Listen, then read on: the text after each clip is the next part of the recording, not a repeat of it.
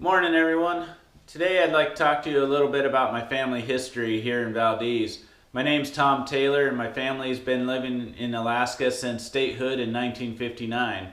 So we've been here from the very beginning. We moved here in 1959 and homesteaded the area that's currently known as Alpine Woods or 10 Mile. That was our family homestead. My grandfather was the preacher of the Seventh-day Adventist Church. He was also the principal and school teacher dating back to Old Town. So, a little funny story. The reason I'm here today is because of my grandfather's religious convictions. My grandfather was also a longshoreman. When the ships would come into Valdez, a lot of the locals would go out and help unload them and stuff. And a lot of the families and stuff would go out to the dock because the ships would throw candy and stuff to the kids.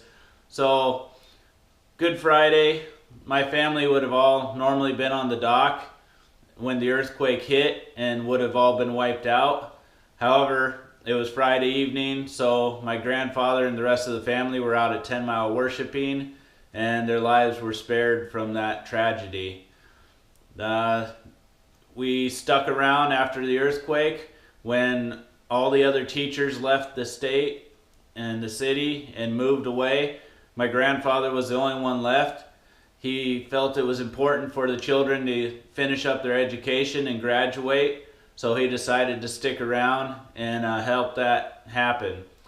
So we helped move the town to Newtown, where it is now, and my grandfather began teaching where the college gym is located at now. That used to be the new building site for the school here in Valdez.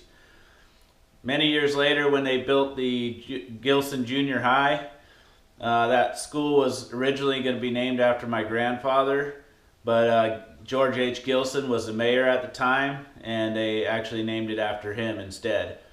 So my family was here from statehood through to the earthquake, and also another Alaskan monument, the Trans-Alaska Pipeline.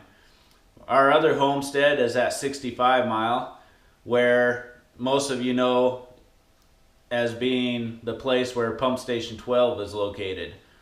Back when they built that on our land, they offered my grandfather a nickel per barrel of oil that went through the pipeline.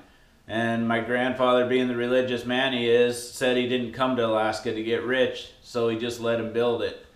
As you know, over 17 billion barrels have flowed through the gas line since then, so that's a tremendous amount of money he turned down.